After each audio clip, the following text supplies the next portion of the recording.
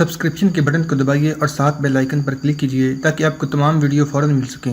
اس video پسند آنے کی صورت میں اسے لائک، کمنٹ اور شیئر کرنا مت بھولیں۔ سریا، جب تک عالم اسلام میں تمہارے جیسی لڑکیاں پیدا ہوتی رہیں گی، دنیا میں مسلمانوں کو کوئی قوت نہیں کچل سکتی۔ چند لمحات پیشتر میں بے حد مایوس تھا، لیکن اب میرا دل گواہی دیتا ہے کہ جو قوم تمہارے جیسی لڑکیاں پیدا کر سکتی ہے، اس کی زبان میں مایوسی کا لفظ نہیں ہونا چاہیے۔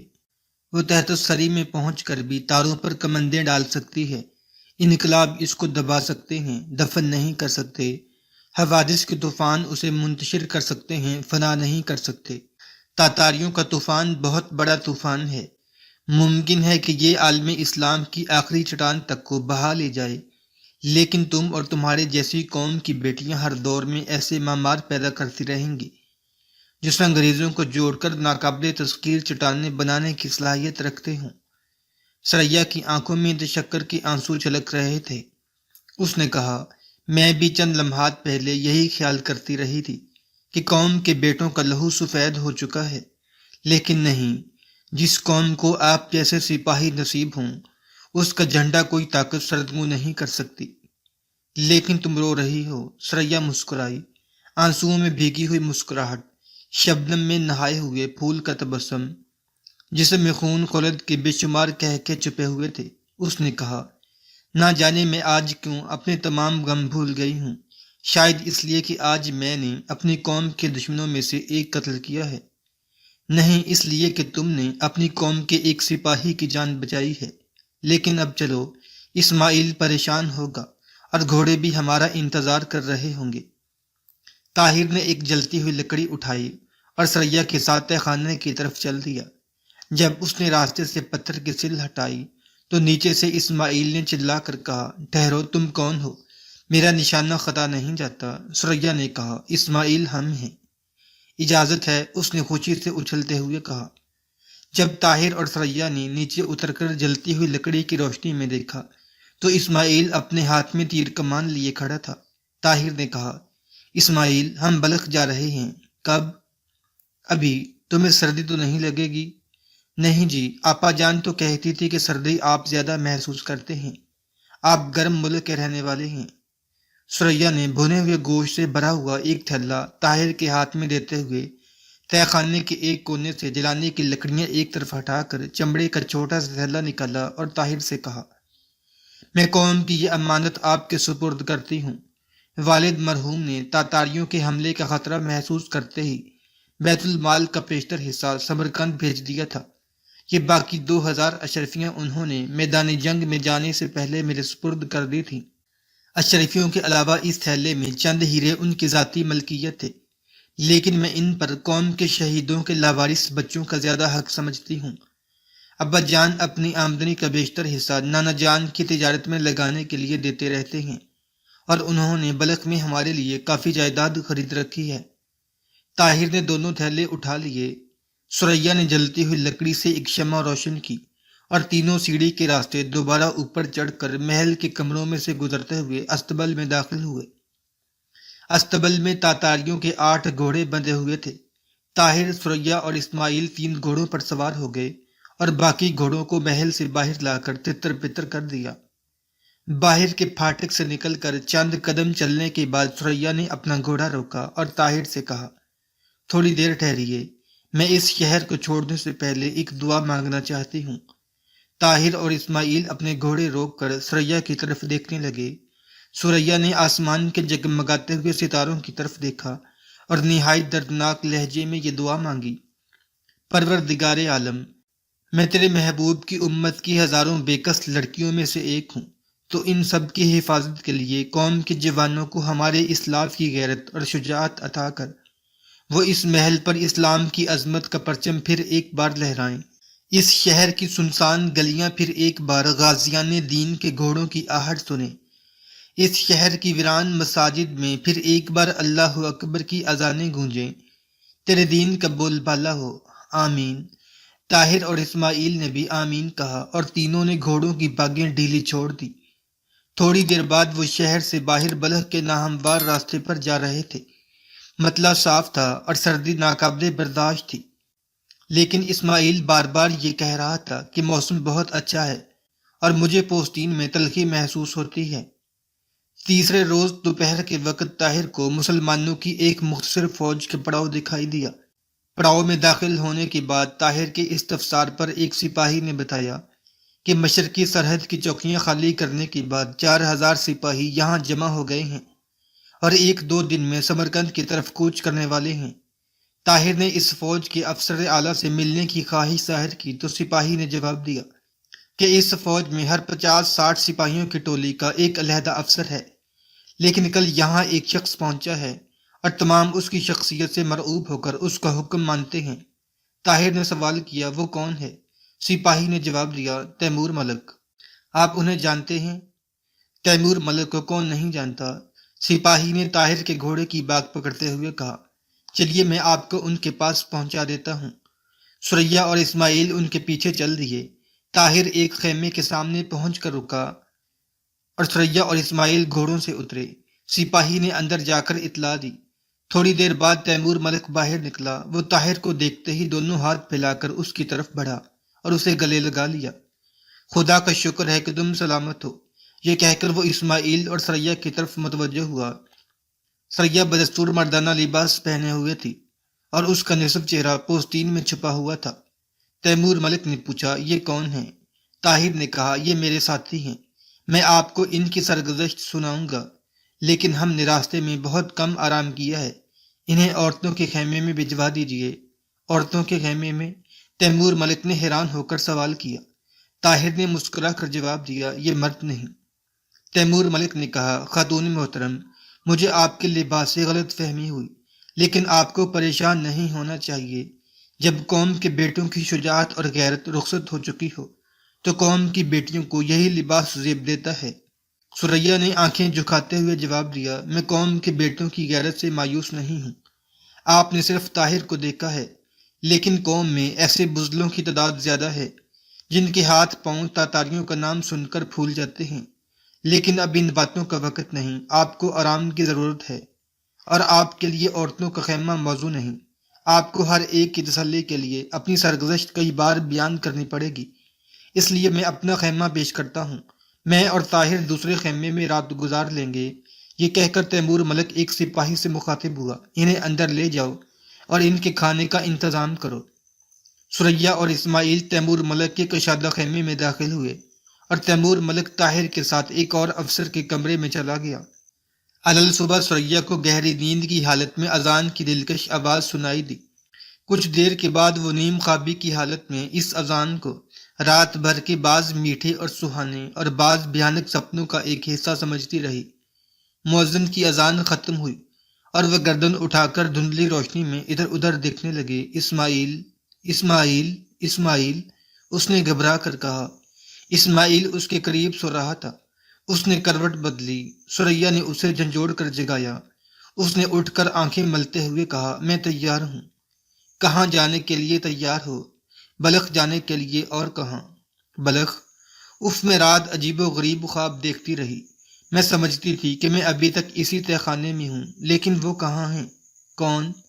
طاہر، وہ اپنے دوستوں کے ساتھ دوسرے خیمے میں ہیں۔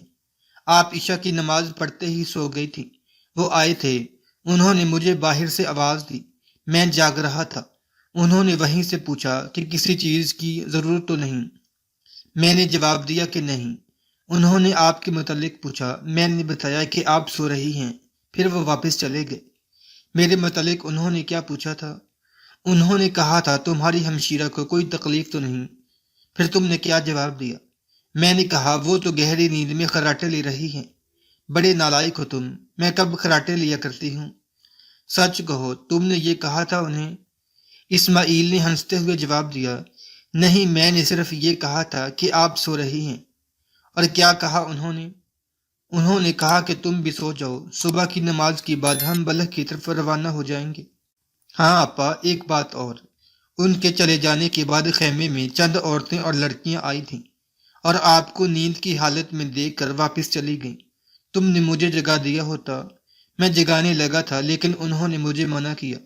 انہوں نے مجھ سے پوچھا تھا کہ کیا یہ سچ ہے کہ تمہاری بہن نے ایک تاتاری کو ہلاک کیا ہے؟ میں نے کہا ہاں، یہ بالکل سچ ہے۔ تو وہ بہت حیران ہوئیں۔ وہ کہتی تھی کہ ہم صبح تمہاری بہن سے ملیں گی۔ سوریا نے کہا تم جاؤ مردوں کے ساتھ نماز پڑھو، میں بھی نماز پڑھتی ہوں۔ تھوڑی دیر بعد سوریا نے نماز کے بعد ہاتھ اٹھائے۔ دعا ختم کرنے کے بعد اس نے مڑ کر دیکھا تو اس کے پیچھے چند عورتیں کھڑی تھیں۔ وہ اٹھ کر کھڑی ہو گئی۔ ایک لڑکی نے کہا ہم رات کے وقت آئی تھیں، آپ سو رہی تھیں، ہم نے آپ کو جگانا مناسب خیال نہ کیا، ہم آپ کی سرگزشت سن چکی ہیں، ہم سب کو آپ پر فخر ہے۔ سوریا نے جواب دیا آپ کی حوصلہ افزائی کا شکریہ، لیکن یہ کوئی بہت بڑا کارنامہ نہ تھا۔ ایک عورت نے کہا لیکن یہ سب تاتاریوں سے بہت ڈرتی ہیں، آپ انہیں واز کریں۔ سوریا نے کہا میں واز نہیں کرنا جانتی، میں بھی آپ میں سے ایک ہوں، بہرحال میں آپ کی خواہش رد نہیں کر سکتی، آپ تشریف رکھیں۔ خواتین بیٹھ گئیں۔ ایک لڑکی نے کہا ذرا ٹھہریے، میں سب کو بلا لاتی ہوں۔ وہ یہ کہہ کر خیمے سے باہر نکل گئی اور تھوڑی دیر بعد یہ وسیع خیمہ عورتوں سے کھچا کھچ بھر گیا۔ سوریا نے ہچکچاتے ہوئے اپنی تقریر شروع کی۔ میری مصیبت زدہ بہنوں، گزشتہ صدیوں میں دختران اسلام پر ایسا نازک وقت کبھی نہیں آیا۔ خوارزم میں ہماری سطوت کے پرچم ٹوٹ رہے ہیں اور تاتاریوں کی وحشت اور بربریت کا تندو تیز سیلاب خوارزم کے علاوہ ہر اسلامی سلطنت کے لیے خطرہ پیدا کر رہا ہے۔ اس نازک دور میں آپ اس لیے مایوس ہیں کہ فرزندان اسلام میں وہ پہلی سے شجاعت باقی نہیں رہی، ان میں قرون اولیٰ کے مجاہدین کا سا ذوق شہادت نہیں۔ لیکن میں پوچھتی ہوں آج وہ خواتین ہیں جو اپنے شوہر یا بھائی کو میدان جنگ میں پیچھے ہٹتا دیکھ کر خیموں کی چوبیں نکال کر یہ کہا کرتی تھی کہ اگر تم نے بزدلی دکھائی تو تمہاری کھوپڑیوں کی خیر نہیں۔ میری بہنوں یاد رکھو، گرتی ہوئی قوم کا آخری سہارا اس قوم کی بیٹیاں ہوا کرتی ہیں۔ تم قوم کا آخری سہارا ہو، جب تک تمہارے سینے نور ایمان سے منور ہیں، تمہارے بیٹوں، تمہارے شوہروں اور تمہارے بھائیوں کو دنیا کی کوئی طاقت مغلوب نہیں کر سکتی۔ جب تک قوم کی ماؤں کا مقدس دودھ قوم کی بیٹیوں کی رگوں میں خون بن کر دوڑتا رہے گا، ان میں شہادت کی خواہش زندہ رہے گی، اور جب تک فرزندان اسلام میں شہادت کی خواہش ہے وہ بڑے سے بڑے دشمن کے لیے پیام موت ثابت ہوں گے۔ قوم اگر مردہ ہے تو اسے زندہ کرنے والا آب حیات تمہارے پاس موجود ہے۔ قوم اگر سو رہی ہے تو تم اسے جھنجھوڑ کر جگا سکتی ہو۔ تم مردوں کی پاؤں کی زنجیر نہ بنو۔ اپنے شوہروں سے کہو کہ تم میدان جنگ سے سرخرو ہو کر آؤ، ہم گھروں کی چار دیواری میں تمہاری عزت و آبرو کی حفاظت کریں گی۔ اپنے بھائیوں سے کہو کہ وہ میدان میں جا کر دشمنوں کے تیر سینوں پر کھائیں اور تم ان پر فخر کرو گی۔ اپنے بیٹوں سے کہو کہ اگر تم نے میدان میں بزدلی دکھائی اور تمہارا خون ایڑیوں پر گرا تو تم نے قیامت کے دن نبی صلی اللہ علیہ وسلم کا دامن رحمت تھام کر یہ کہو گی کہ حضور، خدا کے سامنے میرے بیٹے کی شفاعت نہ کیجیے، اس نے میرے دودھ کی لاج نہیں رکھی۔ سوریا کی آواز خیمے سے باہر دور تک جا رہی تھی۔ طاہر اور تیمور ملک کے علاوہ باقی سپاہی اور افسر ایک دوسرے کا اشارہ پا کر باہر جمع ہو چکے تھے۔ بعض دم بخود کھڑے تھے اور بعض پر رکت طاری ہو رہی تھی۔ سوریا کے خاموش ہو جانے پر تیمور ملک نے باہر سے بلند آواز میں کہا، محترم خاتون، آپ کے بہت سے بھائی باہر کھڑے ہیں، ان میں سے بعض ایسے ہیں جن پر تاتاریوں کا نام سن کر دہشت طاری ہو جاتی ہے، آپ انہیں بھی حوصلہ دیں۔ سوریا نے کانپتی ہوئی آواز میں جواب دیا، جو تاتاریوں سے ڈرتے ہیں میں انہیں اپنا بھائی کہنے کے لیے تیار نہیں۔ انہیں کہہ دیجئے کہ کوئی لڑکی جس نے ایک مسلمان ماں کا دودھ پیا ہے ایسے بزدلوں کو بھائی کہنے کے لیے تیار نہ ہوگی۔ اگر انہوں نے اپنے فرض میں کوتاہی کی تو ہم اپنے کنگن اتار کر انہیں پہنچا دیں گے اور ان کی زنگ آلو تلواریں اٹھا کر تاتاریوں کے سامنے سینہ سپر ہو جائیں گی۔ ہمارے محبت اور اطاعت بہادروں کے لیے ہے، بزدلوں کے لیے نہیں۔ اگر یہ ہماری عصمت کے نگہبان نہیں بن سکتے تو قیامت کے دن خدا کے غیور بندوں کی صف میں کھڑا ہونے کی توقع نہ رکھیں۔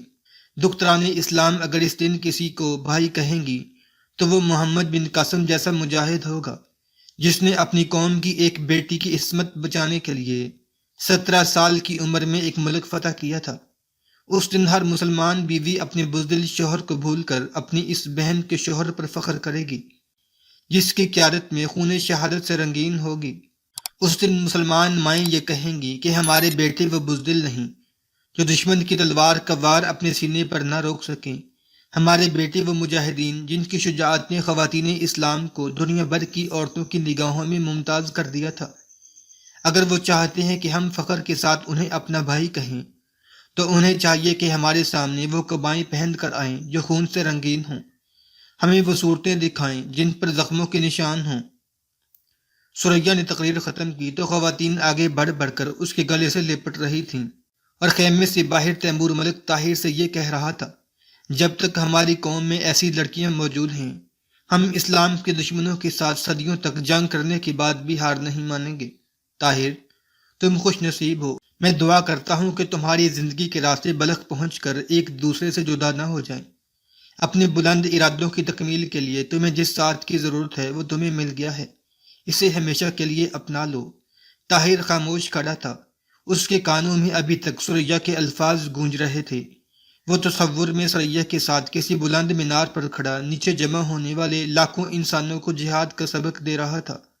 تصور کی ایک جہد کے بعد وہ ایک پہاڑی کے دامن میں پہنچ چکا تھا جہاں خضرو پھول مسکراتے تھے، مہکتی ہوئی ہوائیں اٹکیلیاں کرتی تھیں اور پہاڑی ندیاں مسرت کے نہ ختم ہونے والے گیت گاتی تھیں۔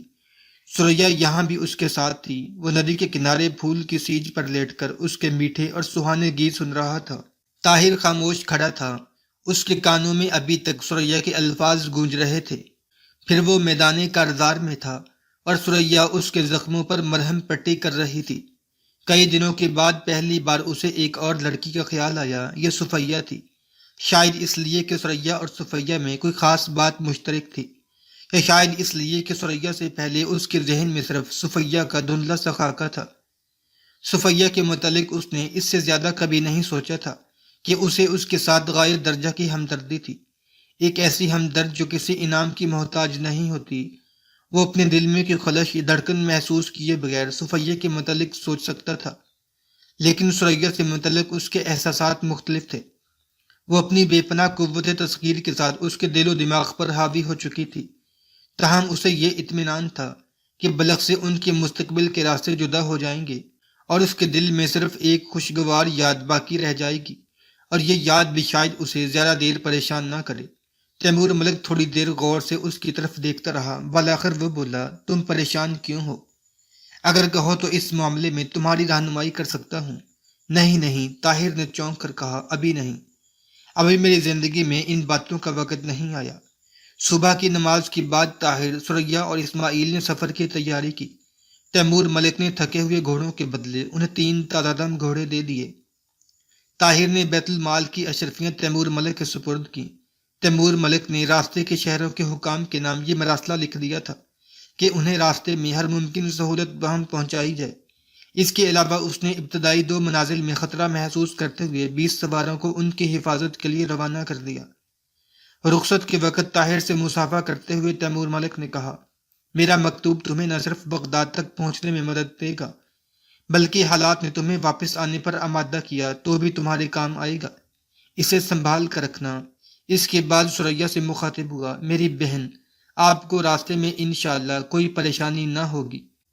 آپ کا رفیق سفر ایک ایسا نوجوان ہے جو ایک دفعہ میری جان بچا چکا ہے، میں انہیں جانتی ہوں۔ سریا نے یہ کہتے ہوئے طاہر کی طرف دیکھا اور آنکھیں جھکا لیں۔ اس کے چہرے پر حیا کی سرخی یہ کہہ رہی تھی، آپ انہیں مجھ سے زیادہ نہیں جانتے۔ سارا دن سفر کرنے کے بعد یہ لوگ شام کے وقت ایک فوجی چوکی پر ٹھہر گئے۔ دوسری شام ایک شہر میں پہنچ کر طاہر نے محافظ دستے کو واپس بھیج دیا۔ شہر کے حاکم نے تیمور ملک کا مکتوب دیکھ کر ان کی کافی آؤبھگت کی۔ صبح جب سریا حاکم شہر کے گھر سے عورتوں کو الوداع کہہ کر باہر نکلی تو وہ مردانہ لباس کی بجائے عورتوں کا لباس پہنے ہوئے تھی۔ جب وہ گھوڑوں پر سوار ہو کر شہر سے باہر نکلے تو سریا نے شرماتے ہوئے کہا، میں نے لباس اس لیے تبدیل کیا ہے کہ اب ہمیں راستے میں کوئی خطرہ نہیں۔ میں نے سنا ہے کہ تاتاری اپنی پوری قوت کے ساتھ سمرقند اور بخارا کا رخ کر رہے ہیں۔ طاہر نے کہا، اس لیے بہت جلدی بغداد پہنچ جانا چاہتا ہوں۔ سریا نے کہا، آپ کو میری وجہ سے دیر ہو رہی ہے، لیکن مجھے اب راستے میں کوئی خطرہ نہیں۔ اگر آپ مناسب خیال کریں تو میں اگلے شہر کے حاکم سے کہوں گی کہ مجھے بلخ پہنچانے کا انتظام کر دے اور آپ وہاں سے سیدھے بغداد روانہ ہو جائیں۔ نہیں نہیں، اسماعیل نے کہا، میں آپ کو بلخ پہنچنے سے پہلے نہیں جانے دوں گا۔ یہ دراصل ثریا کے دل کی آواز تھی۔ طاہر نے کہا، اچھے بھائی، میں تمہارے لیے غزنی تک جانے کے لیے بھی تیار ہوں۔ اسماعیل نے کہا، خدا مجھے بلخ سے آگے نہ لے جائے، گھوڑے پر بیٹھے بیٹھے میری ٹانگیں شل ہو گئی ہیں، لیکن بلخ میں آپ کو چند دن ہمارا مہمان رہنا پڑے گا۔ طاہر نے جواب دیا، یہ نہیں ہوگا، بلخ کے دروازے پر پہنچ کر میرا اور تمہارا راستہ مختلف ہوگا۔ اسماعیل نے کہا، آپ میرے ساتھ نانا کے گھر تک نہیں جائیں گے؟ کاش میرے پاس وقت ہوتا۔ اسماعیل نے مایوس ہو کر کہا، پھر آپ کبھی نہیں آئیں گے؟ اسماعیل کے اس سوال پر ثریا کا دل دھڑکنے لگا۔ طاہر نے قدرے تذبذب کے بعد جواب دیا، اگر مجھے زندگی میں کوئی فرصت کا لمحہ مل سکا تو انشاءاللہ ضرور آؤں گا۔ تو پھر بلخ میں ہمارا گھر ضرور دیکھتے جائیں۔